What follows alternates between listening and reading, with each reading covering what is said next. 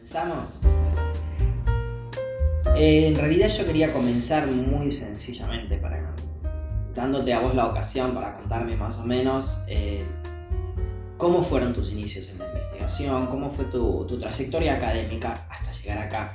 Digamos, vos sos doctor en historia, ¿no es cierto? Si querés, empezamos por ahí. Bueno, gracias Vicente por invitarme a participar del ciclo. Y bueno, en general lo que yo en principio empecé a hacer fue investigar siempre temas que tenían que ver con la ciudad. Siempre estuve muy preocupado por problemas que tuvieran que ver con la ciudad y cada vez esos temas que eran en principio muy históricos, si se quiere. Yo empecé trabajando en el Monumento a la Bandera hace muchísimo tiempo, bajo la dirección de Eduardo Urcade.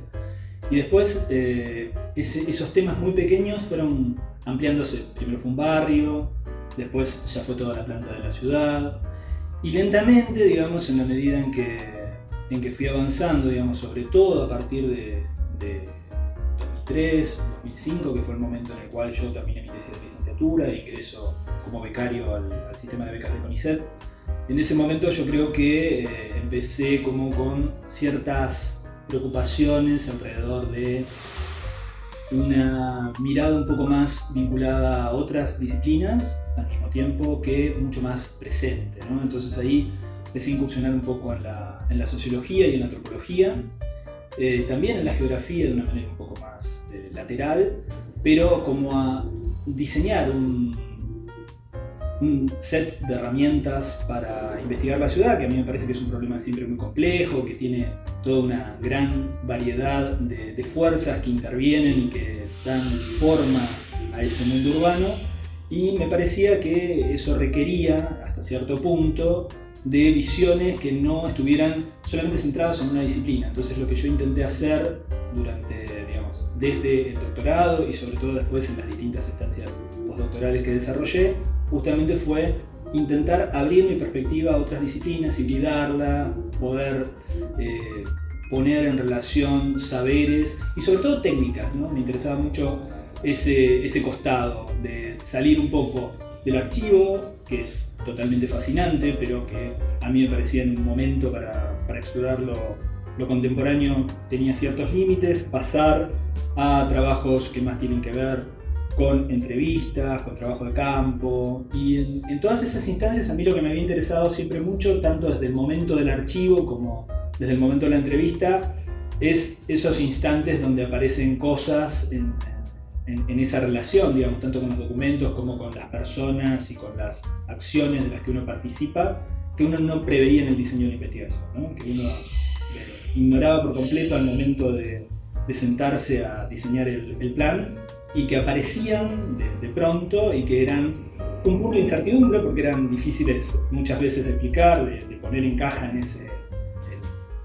idea un poco preconcebida que uno tenía del proceso, pero al mismo tiempo enriquecían muchísimo la investigación porque te obligaban a pensar, te obligaban a poner en juego todo lo que la teoría planteaba con lo que ese mundo empírico a veces devolvía, o esos registros del mundo empírico a veces devolvían, y muchas veces algunas ideas, por lo menos las más productivas en algunos casos, vinieron de ahí y no tanto de lo que yo había ideado inicialmente.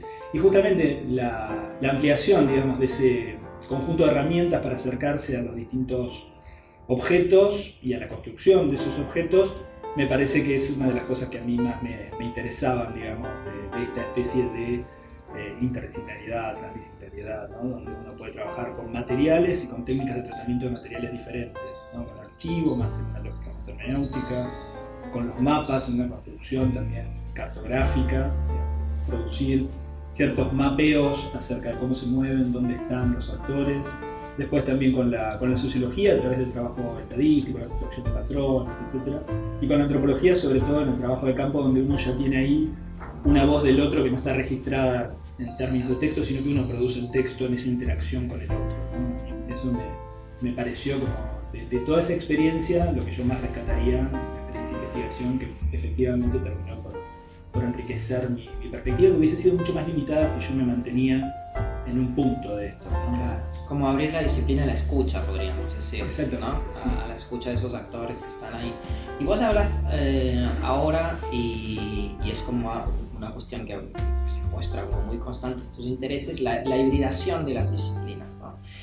Y a mí me surge la pregunta, las disciplinas se hibridan, pero el objeto permanece de algún modo, que es Rosario, en buena parte de tu investigación, no, evidentemente no en toda, pero sí en una parte muy central, muy significativa.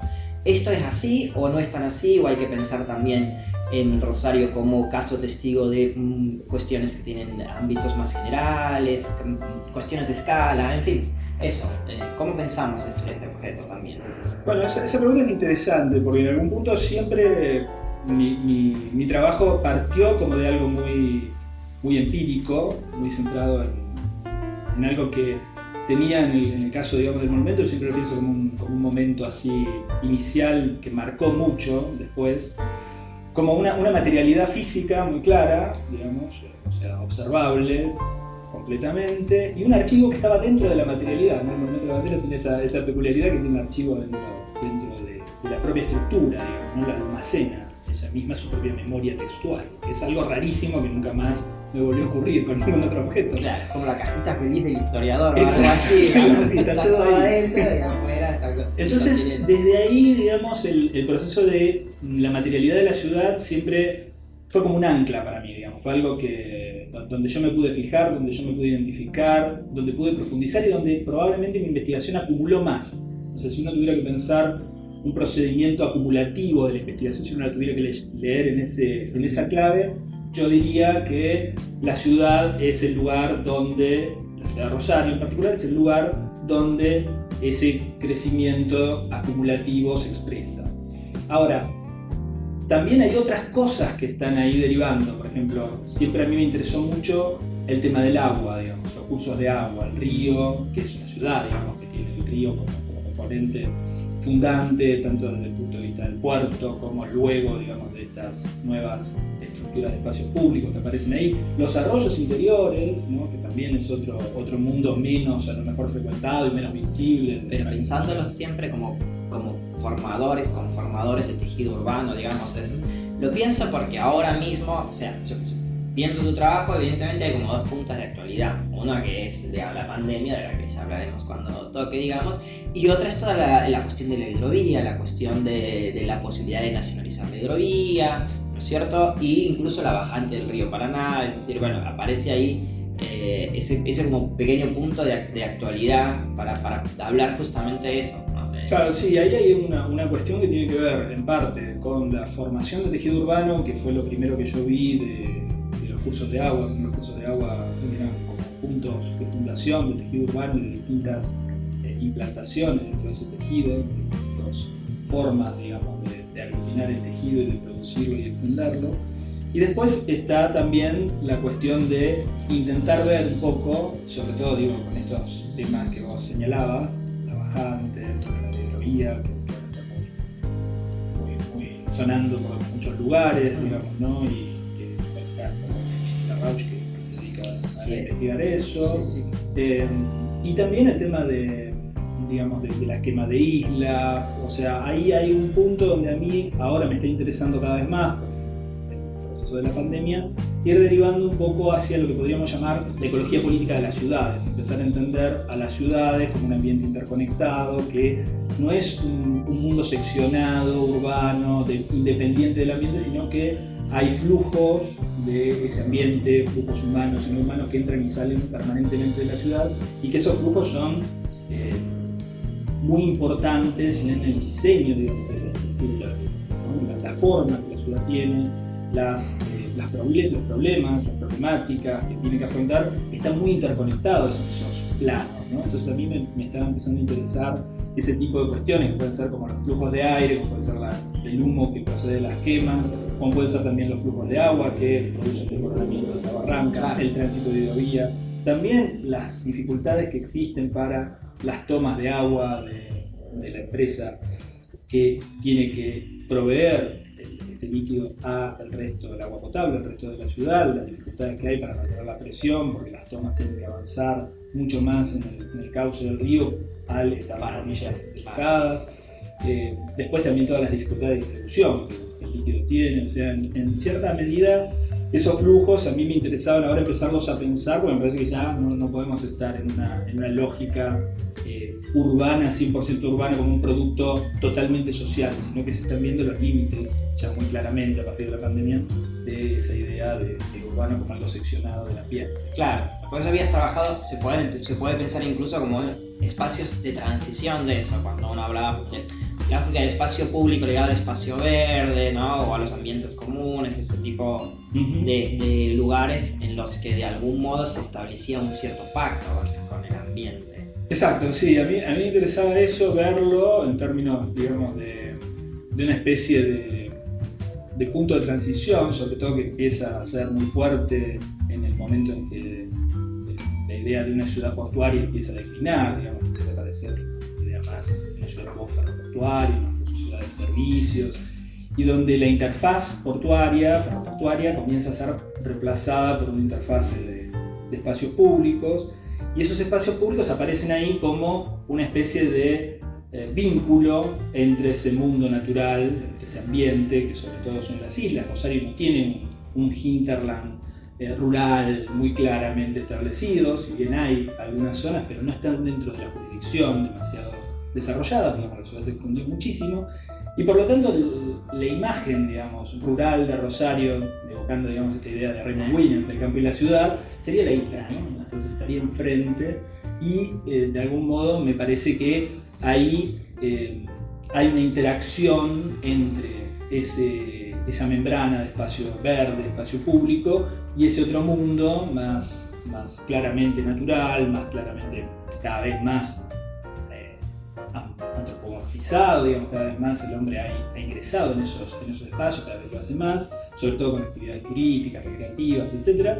Pero sin embargo hay un vínculo allí de mayor interacción o mayor contacto que el que podía proponer el puerto, que son infraestructuras de escalas muy suprahumanas, diría yo, y cada vez más, ¿no? Si uno mira la envergadura, digamos, el tamaño de las embarcaciones transoceánicas que ingresan al río, digamos, o sea, tener puertos quiere decir, bueno, prácticamente no tener costas, claro, de uso público. Y a mí me interesaba eso, sobre todo, y también para mí es muy importante ver cómo los actores, los agentes, la ciudadanía, si ustedes quieren, se apropia de esos espacios. ¿Qué es lo que hace, digamos, la planificación por un lado, el planeamiento, que lo diseña, que lo establece, y después, bueno, el uso, ¿no? Cómo el uso también genera que ciertas zonas sean muy vitales, muy vibrantes y otras no tanto, cómo funciona eso, qué clivajes plantea, todo eso también me interesó.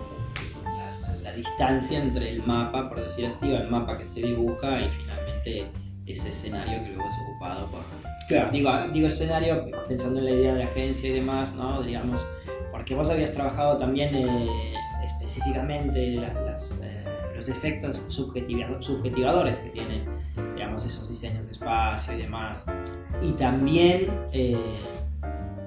habías trabajado en pensar, pienso, porque normalmente esos efectos subjetivadores uno los asocia a cuestiones como la salud, el bienestar, ¿no? Que son un poco los ejes que de algún modo determinan esos diseños, y vos los habías puesto también, habías puesto a pensar en el esquema de la ciudad neoliberal, o pensar lo neoliberal, las formas de comunicación móvil y demás, y aspectos positivos, el poder más, y los aspectos negativos, como esa caída en el burnout o la depresión, ¿no? Son los otros aspectos que... Ahí yo creo que, por ejemplo, está toda esta otra lógica que vos planteabas al comienzo, digamos, ¿no? de intentar ver algún tipo de desarrollo de la ciudad, que es muy particular, específico, singular, en una lógica de otra escala, digamos, ¿no? ¿Qué pasa con esos diseños que son mundiales, globales, y que de algún modo llegan a la ciudad, caen en la ciudad, aterrizan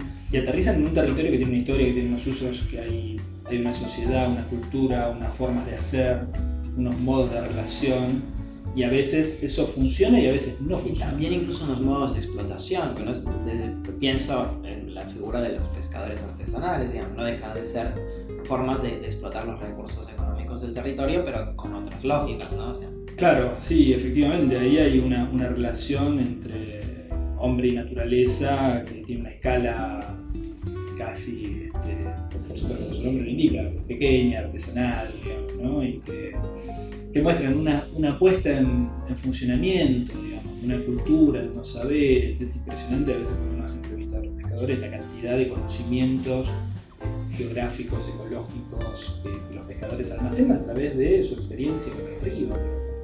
¿Cómo fue ese trabajo de investigación? Ese trabajo de campo empezó a partir, digamos, de la que me introduce en eso es Teresa Castillo, que es una investigadora que ahora está trabajando en parques nacionales y que es bióloga, y que me presenta un equipo, o sea, se conforma ahí un equipo interdisciplinario, muy interdisciplinario, con gente de ciencias naturales, antropólogos, sociólogos, bueno, yo que sería como un historiador un poco raro, y también alguna gente, digamos, de ciencias políticas, etc., ¿no? Entonces ahí lo que empezamos a hacer es trabajar sobre todo, el proyecto venía con un recorrido sobre el conocimiento ecológico de los pescadores, y lo que empezamos a hacer es trabajar en entrevistas en profundidad, trabajo de campo, que hicimos con el profesor de arqueología, Lisandro Arelovich, de acá de la facultad, en general con pescadores con los que nos embarcábamos, hacíamos recorridos por la costa, recorridos por las islas, nos contaban de los lugares de pesca, y hacíamos traqueados sobre los lugares donde se pesca. Eso es muy interesante porque hay un territorio de pesca que ellos le llaman canchas, canchas de fútbol, que son los lugares donde se tiran las redes y donde no hay peligro de enganche, y esas canchas, digamos, son conservadas por las comunidades de pescadores. Solo ellos conocen, digamos, bien dónde están ubicadas y tienen todas unas regulaciones de acceso específicas, cómo se accede a esos lugares, quiénes pueden hacerlo, en qué momento del día.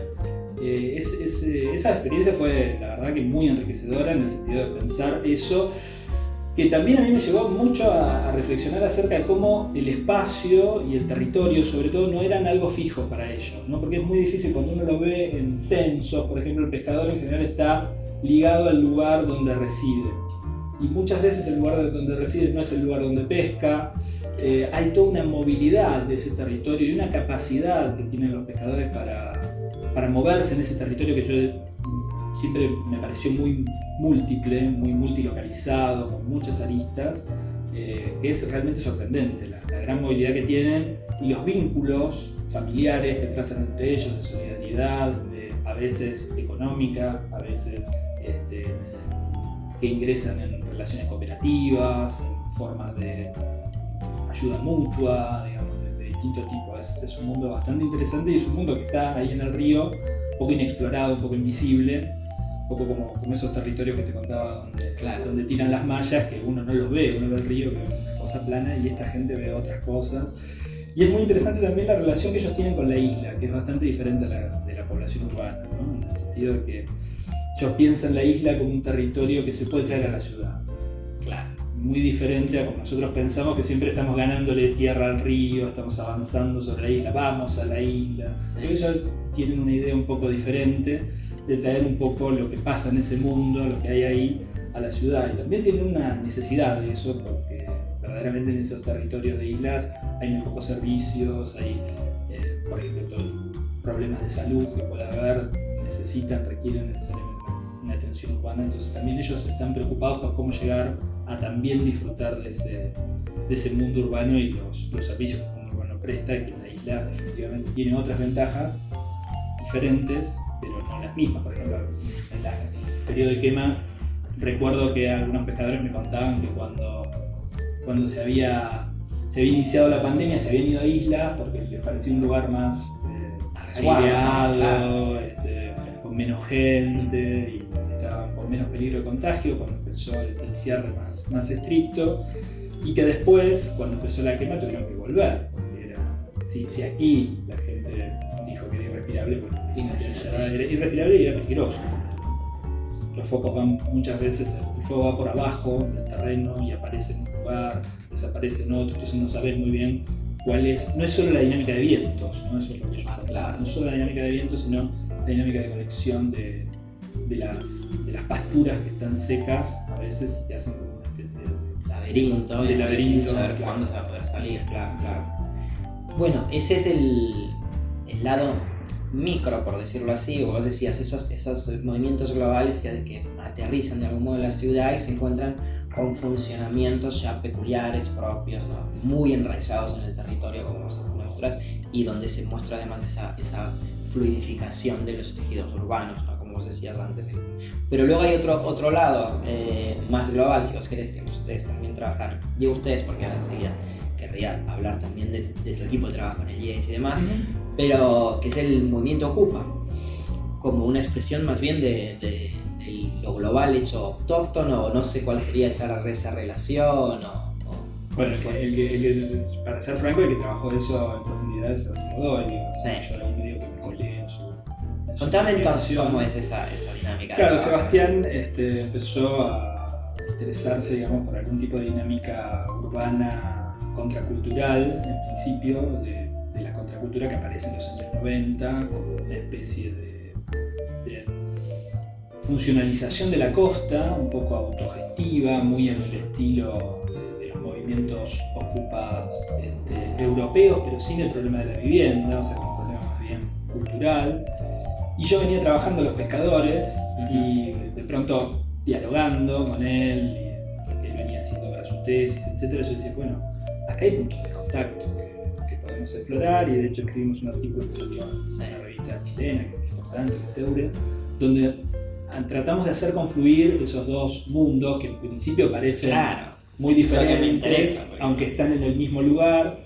Y después y eso es lo interesante cuando uno produce este trabajo, que en algún punto nosotros nos preguntábamos, bueno, estaremos forzando las cosas, estaremos llevando a hacer coincidir teóricamente cosas que en realidad no coinciden. Y bueno, en algún punto uno de los informantes de él le dijo, no, pero a fulano de tal, que era un pescador que yo había entrevistado, lo conocemos porque compartíamos momentos en los cuales, digamos, él nos daba pescado, cosas así, de intercambio y solidaridad de estos dos grupos que nosotros en principio no sabíamos, no lo teníamos como un dato, y que después que fuimos andando en la investigación apareció. O sea, no estábamos tan errados en ese tipo de cosas, y eso también es muy bonito, digamos, de la investigación, cuando aparecen ese tipo de cosas que uno lo sorprenden, tanto a veces porque te desconciertan de donde venías, y a veces te confirman, ¿no? Claro. Tus sospechas, ¿no? Esos son momentos muy buenos de la investigación. Bueno, o sea, que pagan, digamos, el momento donde uno recibe algo. Dice, sí, estoy de haciendo, todo el esfuerzo ahí está. que ponen. Ese es mi trabajo. Bueno, Diego, yo como te decía, no sé por dónde empezar. Aprovecho que esto es una grabación muy laxa y te pregunto, porque claro, hay algo que dije, vamos a hablar, y en algún punto hay que hablar, que es, bueno, hablamos de los trabajos de campo, hablamos de la ciudad transitada, y de repente la pandemia, ¿no? Y como eso cambió ya, y sé que hay como una cierta necesidad de repensar un poco cuestiones en torno al espacio y al uso del espacio, obviamente, ¿no? Que todos vemos que eso se transformó en la pandemia. No sé qué bueno, sobre eso lo que he estado trabajando, digamos, es todavía, yo siempre tengo la sensación, digamos, yo vengo de la historia y a algún punto esa marca de origen es medio difícil de borrar. Entonces siempre los historiadores tienen la ventaja en general de tener procesos medianamente cerrados. Este proceso es obviamente un proceso abierto, todavía estamos un poco atravesados por sus efectos, y por lo tanto es un poco difícil tener conclusiones muy cerradas, ¿no? Pero uno puede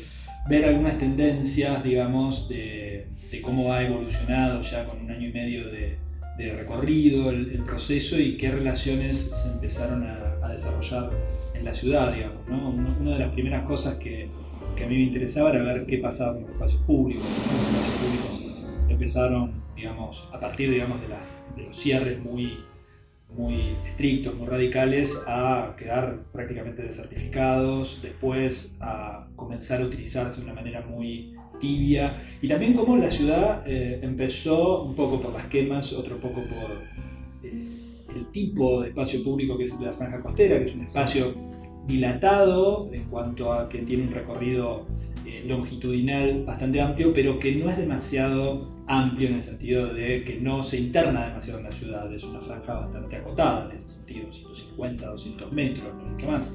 Entonces ahí también la idea de la proximidad, la idea de lo que se llama movilidades activas, o sea que también tienen mucha relación con las movilidades sustentables. Básicamente tienen que ver, digamos, con, en principio, poner en juego el cuerpo en la movilidad, no mantener el cuerpo en una especie de mundo pasivo, como puede ser el automóvil o como puede ser el transporte público impulsado por algún tipo de energía. Por tanto, vincular la movilidad al cuidado de sí, por decirlo. También tiene esa virtud, y también tiene la virtud de ser menos agresivo con el ambiente, digamos, ¿no? Por el tema de la polución, etcétera, ¿no? Claro. Entonces hay, y por supuesto el no uso de energías no renovables, que es lo que hace el otro tipo de transporte motorizado. Claro. Entonces hay en ese mundo, digamos, que se empieza a plantear una posibilidad de no recorrer distancias tan amplias y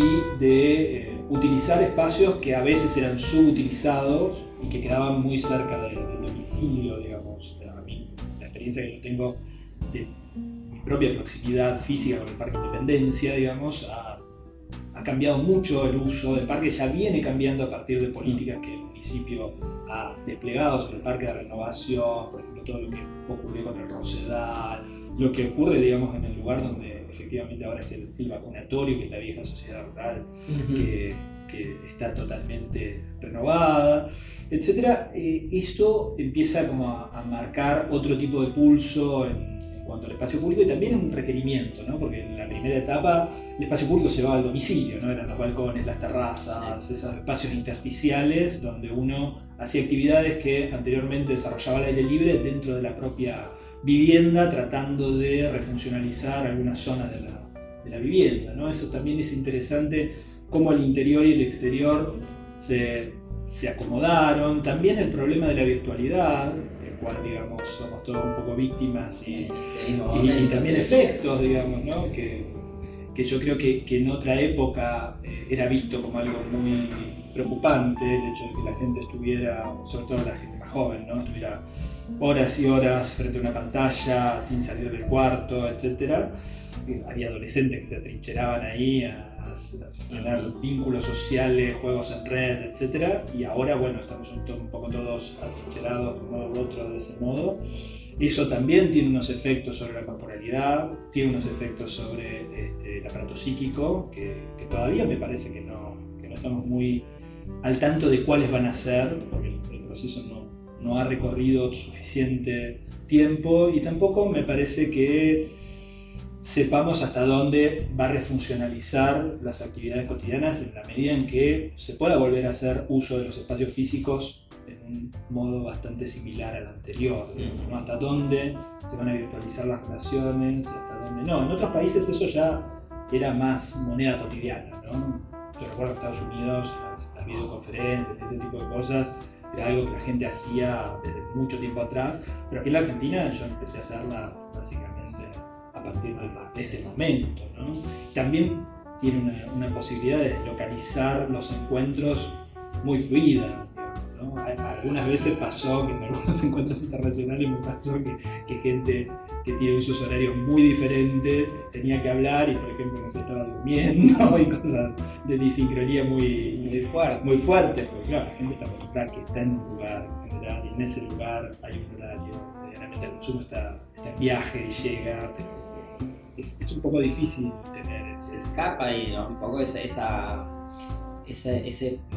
búsqueda de la materialidad que vos anotabas al principio como uno de tus anclajes fuertes en lo académico, ¿no? Partir siempre de, incluso aún pensando la fluidificación de los espacios, siempre se termina sobre algo concreto, por decir así, algo mínimamente aprehensible de alguna forma, así sean los flujos de aire, ¿no? Y ahora este panorama por ahora es más incierto, o por lo menos no tiene ese anclaje tan fuerte, hay que confiarle a lo virtual. Sí, en ese sentido a mí me parece que hay ahí una transformación muy importante que ya te digo, no sabemos muy bien qué consecuencias puede tener, y igualmente hay toda una serie de materialidades que sostienen todo el andamiaje andamiaje de la virtualidad, Claro. ¿no? Porque uno siempre tiende a pensar, bueno, esto está todo sostenido en el aire, pero bueno, están los servidores, están los cables. Y están en algún lado, sí, finalmente, están en ¿cierto? algún lado. Y Eso. no son humanos, no están sometidos al virus, porque no tienen manera No digamos, es, de enlazar por lo ahí, menos, pero no eso, claro, otros virus que creamos nosotros, en general no se crean solos. Pero bueno, hay ahí un procedimiento también material, digamos, hay una materialidad que acompaña este mundo virtual, aunque bueno, los planos de expresión y de producción son muy diferentes. La expresión está en un plano y la producción está en otro, muy distinto y muy distante, muy distanciado, y que hacen posible, digamos, como todo lo que viene en una red, que uno pueda suponer que la red no existe, o sea, en términos fetichistas, si uno quiere, de fenomenológicos, una fenomenología así un poco fetichista. Bueno, yo abro la canilla y sale agua potable, por lo tanto, pero no sabemos muy bien. La canilla sale agua y ahí se termina el circuito eléctrica, etcétera, ¿no? Claro. Etcétera. Uno puede imaginar ese tipo de tecnologías mágicas, si uno quiere, ¿no? Claro. Después, bueno, hay que desatar todo lo otro. Y ahí hay una espacialidad de la infraestructura. Claro. Que a veces está enterrada, que a veces es aérea, pero que no es inmediatamente perceptible, visible.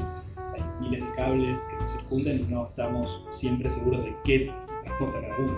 Sin duda. Y ni siquiera aparecen ni siquiera en el campo de visión de uno. Muchas veces uno con el cable es lo que te molesta en la foto, por decir así. No tomas conciencia. La contaminación visual. Claro, sí. Exactamente. Bueno, Diego, y yo quería también hablar un poquito, porque hace un rato hablábamos de una ocasión de colaboración entre un dirigido tuyo y tu investigación, cómo eso se vinculaba, y quería que vos me contaras un poquito justamente eso, cómo funcionan, cómo es tu trabajo dentro de un equipo de trabajo y concretamente, bueno, cómo funcionan las dinámicas de trabajo dentro del instituto, qué posibilita el instituto y demás. Bueno, en líneas generales, lo que yo siempre he trabajado con equipos que están vinculados a la cátedra donde yo ejerzo la docencia aquí en la facultad, que es Espacio y Sociedad, que pertenece, digamos, a la carrera, se dicta para las carreras de Historia y Antropología. Y siempre la gente que ha trabajado conmigo tuvo un vínculo con esa cátedra. También dirigí a Paula Vera, que ahora ya es investigadora del CONICET, investigadora adjunta, que está en la Facultad de Ciencias Políticas.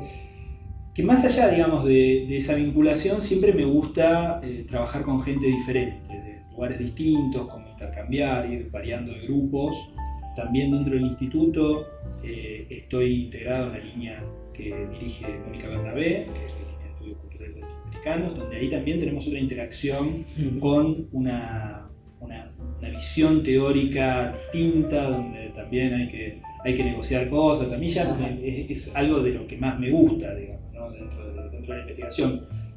Como perder un poco la identidad al ir hacia el otro y ver un poco qué tiene el otro para ofrecer y dejarme llevar un poco también por ese... No tanto resistirme, digamos, ¿no? a lo que me sugieren, sino ver qué de eso puede ser interesante para incorporar, para tomar. Entonces ahí, digamos, lo que tenemos es un trabajo donde está Sebastián Godoy, que ahora está en la instancia de beca postdoctoral, que está trabajando la parte que más tiene que ver con esta idea del río y la relación de la ciudad con el río, pero en un plano cultural, ¿no? de actividades culturales, de actividades performáticas, de prácticas artísticas, etcétera, que fue muy importante, digamos, para el diseño, para una parte por lo menos del diseño de la gubernamentalidad municipal, local, durante los gobiernos socialistas. Incluso de la conceptualización, del diseño efectivo y también del concepto. Del concepto, sí, de la marca ciudad, que después se expandió como Rosario como una ciudad muy atenta a los desarrollos culturales y donde el Estado municipal o el municipio tenía un protagonismo en el impulso de esas actividades, en promoverlas, etc. Después también está Anaí Pagnoni, que está trabajando en particular problemas de urbanización en la costa, pero no en esta costa que es la costa más renovada, sino en la costa sur. Y ella ahora está trabajando más en el momento de los años 60 y 70, de la dictadura y del momento desarrollista, si ustedes quieren. Ahí aparece el historiador Diego. Y ahí aparece, claro, ¿no? el momento. Claro, es como una capa que está ahí, siempre aparece. Y en el fondo lo que ella está tratando de ver es, bueno, un periodo de la planificación que es un poco oscuro, digamos, ¿no? Una planificación autoritaria, claro, que se lleva adelante, y en especial ella lo está enfocando sobre el problema, digamos, de los asentamientos populares y las villas miserias, de cómo interactuaron con esas grandes infraestructuras de circulación, como pueden ser las avenidas, digamos, los ingresos a la ciudad, el puerto, la relocalización del puerto, las infraestructuras deportivas, los grandes conjuntos habitacionales, los Fonavi, etc. Cómo toda esa población tuvo que interactuar en ese marco político tan opresivo, tan violento con respecto a ellos, para poder, digamos, en parte sobrevivir y en parte mantener algún tipo de vínculo con ese espacio en el cual, digamos, desarrollaba su tarea, porque ahí también hay una serie de trabajos que hemos hecho sobre las villas, sí, donde había pescadores, ¿no? Claro. Y ahí es muy diferente el problema de la deslocalización, que era uno de los puntos que los vinculan a los ocupas. Cómo ahí, cuando uno llega a dialogar con esos actores desde una posición, digamos, estatal, política, institucional, se encuentra con que no tienen un problema de vivienda solamente, sino que para un pescador ir a vivir a otro lugar que esté lejos del río, cuando las zonas que están vinculadas al río son las zonas de mayor valor inmobiliario, digamos, claro, es una pérdida no solo de la habitación del lugar, sino es una pérdida de su forma de su sustento, su forma de trabajo cotidiano, y al mismo tiempo de todo el entramado cultural subjetivo que él tiene organizado alrededor del río, las islas, etc., ¿no? La vida en el río, ¿no? Para algunos, las generaciones más jóvenes lo han ido perdiendo un poco, pero los pescadores más de larga trayectoria, para decirlo de algún modo, los más mayores, los que han hecho su vida ahí en el río, tienen un vínculo donde ellos te dicen, en una entrevista yo me acuerdo mucho, que me decía, puedo venir o no, pero para mí el río es mi vida. Entonces, con ese tipo de identidades vinculadas a los lugares, es muy difícil pensarlo solamente como por problema de vivienda. Y lo mismo pasaba con los ocupas, ¿no? Sebastián, cuando trabajó eso, detectó muy rápidamente cómo vinieron a tratar de solucionar un problema habitacional. Dijeron, bueno, pueden ir a vivir no sé dónde, le damos esto y aquello. Y decían, no, nosotros acá estamos en una apuesta cultural, queremos hacer algo que tenga que ver con las artes urbanas, y estamos ocupando este lugar para darle un sentido diferente, digamos, ahí hay como otro núcleo, ¿no? Diferente, y donde las instituciones tienen que aprender, y aprenden, de ese intercambio con los actores, a recalcular cómo tienen que interaccionar, qué le pueden ofrecer, ¿no? Escuchar la demanda antes que ofrecer. Porque primero no hay oído para eso, digamos, porque son fenómenos nuevos. No los pescadores, pero los ocupas seguramente, un fenómeno muy novedoso. El galpón es el primer movimiento ocupa de Argentina. No es cualquiera. Y no netamente vinculado a problemas de vivienda, como decías, que podía aparecer en Europa, donde también hay el movimiento ocupa, hay una heterogeneidad muy fuerte, digamos, sí, desde la demanda de vivienda pura y dura a lo que vos decís, la propuesta cultural alternativa, y los discursos alternativos y la expresión de una cierta disconformidad. Sí, sin duda. Entonces esos dos factores me parece que fueron los que en el fondo movieron un poco ciertas respuestas institucionales que en principio no estaban muy adecuadas a ese mundo, claro, ¿no? Que no podían verlos claramente, no podían entender claramente ese discurso, y tuvieron que hacer como un trabajo sobre sí para entender a ese otro que tenían enfrente. Y bueno, en gran parte eso es lo que hemos estado desarrollando. Ahora en la línea más de estudios culturales que tenemos en el instituto y que trabajamos con Mónica, que es la que dirige el equipo, ahí, por ejemplo, hay una continuidad muy clara de los trabajos de Sebastián y de Naí sobre estos problemas, digamos, villas miserias, asentamientos, caso de Sebastián, esta producción cultural de la costa, de la ribera. Y en mi caso yo ahí volví un poco a las pasiones primarias, digamos, de historiador, a los vicios, y bueno, y ahí estaba trabajando como más en un porque me lo permite, porque me gusta tener esa interacción con Mónica, que es alguien que conoce más del paño, digamos, de lo textual y ese tipo de cuestiones, y me parece que es una forma de aprovechar el intercambio con ella. Estaba trabajando más figuras como la figura de Gabriel Carrasco, que es como un estadístico y un político de comienzos del siglo, de fines del siglo XIX, comienzos del XX, y que me parecía que era alguien que formaba una imagen del sur de la provincia, sobre todo de Rosario en particular, y era una imagen que venía acompañada, digamos, del dato estadístico, que es algo que a mí me interesa mucho, ver cómo se generó en Rosario, porque todos los estadísticos de Rosario, todos los grandes censistas de las tres épocas, digamos, fines del siglo XIX, comienzos del XX y mediados o entreguerras, si ustedes quieren, del siglo XX, son estadísticos e historiadores. Los censistas son historiadores. Entonces hay ahí una imagen hacia el futuro, que es la que da el número, y una imagen hacia el pasado, que es la que da el relato historiográfico. Entonces está Carrasco, con Álvarez y David Mikelevich, que son los tres. Entonces a mí me interesaba mucho ese juego y tratar, en este caso, de una primera fase, trabajar la figura de Carrasco. Después, en otra figura que a mí me interesa y que quiero trabajar en términos sobre todo de la isla y de qué planes tenía Rosario para ese territorio un poco alejado del puerto, etc. Y también, digamos, con las ideas que él tenía para el puerto, es la figura de Ángel Guido, ¿no? Que en ese sentido estamos también intentando ahí hacer algunas cuestiones que tengan que ver con él tenía un plan para hacer un aeropuerto en la isla, un campo de golf, etcétera, bastante loco. Pero bueno, esos son los proyectos que son menos visitados de Guido, porque son los que estaban más fuera de línea con lo que efectivamente se construyó, digamos, su idea de cadenas de espacios verdes en la costa, las reservas boscosas, etcétera. Eso como que continúa vigente y se sigue rescatando, pero hay otros mundos que él tiene ahí, por ejemplo, un proyecto subterráneo para Rosario. Cosas que nunca se llegaron a desarrollar, pero que estaban ahí en la proyectiva y que me interesaba también mostrarlo. Y finalmente hay otro núcleo, que es recuperar un poco la literatura de Rosa Bernicke, que es una escritora que trabajó en particular, digamos, en Las Colinas del Hambre, una novela que trabaja sobre los asentamientos populares de Rosario, fines de la década del 30, comienzos de la década del 40, o sea, periodo preperonista.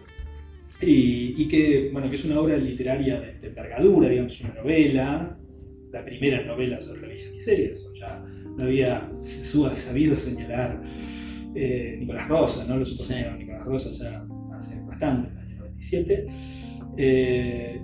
Y en el fondo creo que ahí también interesa un poco rescatar toda la cuentística de Rosa Bernicke, que durante los años 30 publicó muchísimos cuentos breves en los suplementos literarios de los diarios de la ciudad, digamos. Eso también es algo que nos interesaba intentar rescatar y recuperar en esa especie de literaturas que se desarrollan, digamos, como en una especie de mecanismo de prueba y error, ¿no? Después, algunos de esos cuentos forman parte de las 2 o 3 colecciones de cuentos que Rosa publica, pero tienen ciertas variaciones, ¿no? Es como que están versionados de manera diferente, y hay algunos que no forman parte de esa colección.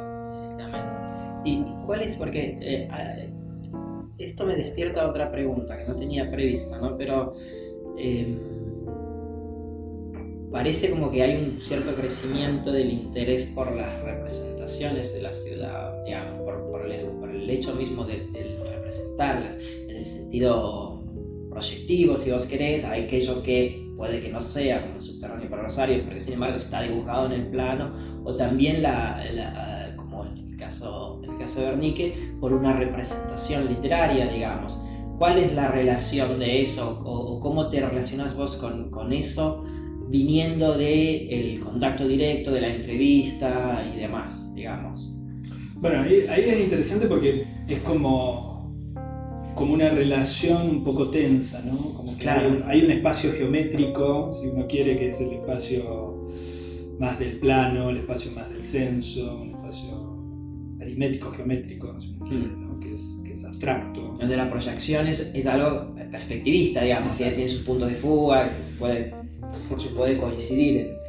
¿Y luego está el otro, digamos, claro, que es como un espacio antropológico y que tiene una representación de ese espacio antropológico dentro de las posibilidades, digamos, que siempre la representación, los límites, digamos, la representación tiene, y que ahí, bueno, uno juega, digamos, con dos perspectivas, ¿no? A mí me gustaba mucho la metáfora de Barton Pike, esta idea del laberinto y del mapa, digamos, ¿no? Que para quien está atravesando una ciudad, caminando una ciudad, conociendo una ciudad, está un poco, hasta cierto punto, aún cuando es alguien nativo, por ejemplo, de un entorno urbano y lo conoce a fondo, está un poco desconcertado, ¿no? Siempre puede encontrar algún perfil novedoso que no había visto.